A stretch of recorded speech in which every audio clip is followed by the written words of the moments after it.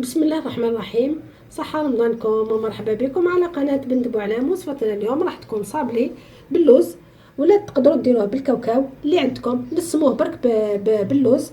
هاد الصابلي خفيف هشيش، مقادير اقتصادية في متناول الجميع. تبعوا معايا المقادير وطريقة التحضير.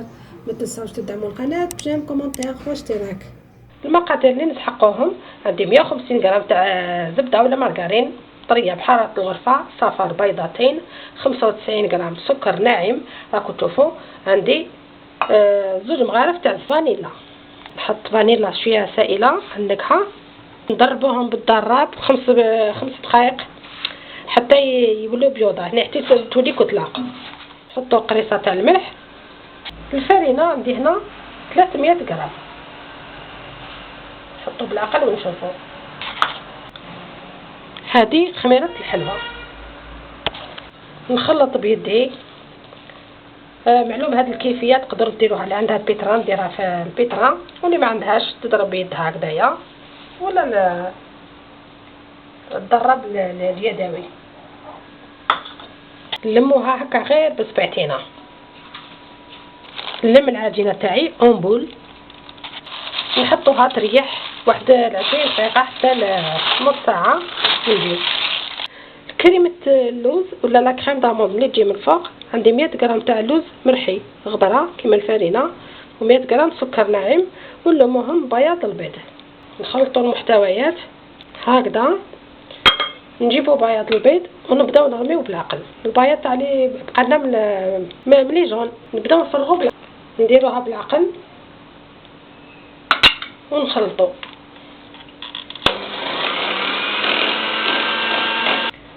نزيدوا لها شويه، نروحوا معها بلا عقل باش ما تجيناش جاريه نحصلوا فيها، ولا جاتكم جاريه زيدوا لها شويه لوز، خلوا شويه لوز. عفوا.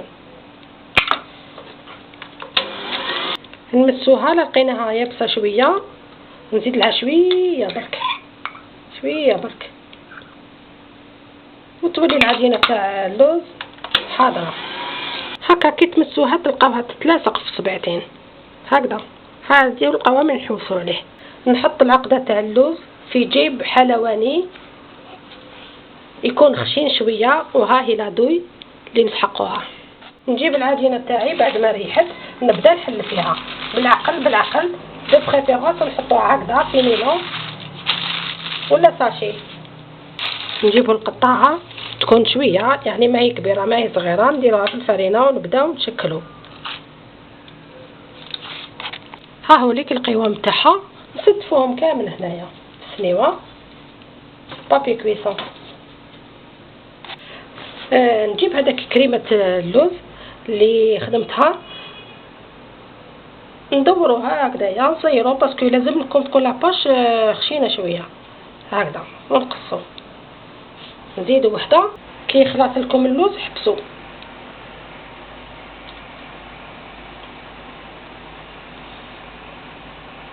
هكذا للتزيين زينوهم بزوج حبيبات لوز هكذا.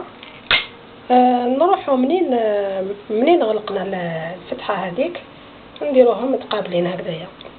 نحط لهم شويه بياض البيض ونقابلهم هكذايا.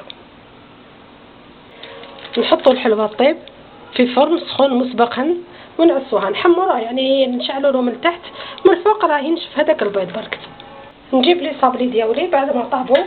شوفوا في اللوز بقى انتاكت، شوفوا كيف طايبين هكذا. نجيب شويه سكر كلاص ندردر عليهم قبيل شويه هكذا رشه من الفوق باش تعطيهم اللوك الشباب. ولا هنا راح نفوريهم بمعجون درت له بطاهم فريز وشويه تاع لاجوري، نعمروهم ونشوفوهم ان شاء الله في شكلهم النهائي. الصابلي باللوز اللي درناه مع بعض ساهل اقتصادي بنين. هذا اقترحته عليكم للعيد. انا شريت 100 غرام تاع اللوز. نتوما تقدروا ديروه بالكاوكاو ونسموه باللوز ما شاء الله. هذا يعني بريزونطابل للعيد. شوفوا كيفاه جا ما شاء الله عليه. هاك تشوفوا قد ما تكثروا هاد المكسرات قد ما يخرج لكم ما شاء الله. الكميه وفيره. البنه ما نحكي لكمش بصحتكم. تاكلوه ان شاء الله بالصحه. ربي يتقبل منا ومنكم. صحه فطوركم. سلام.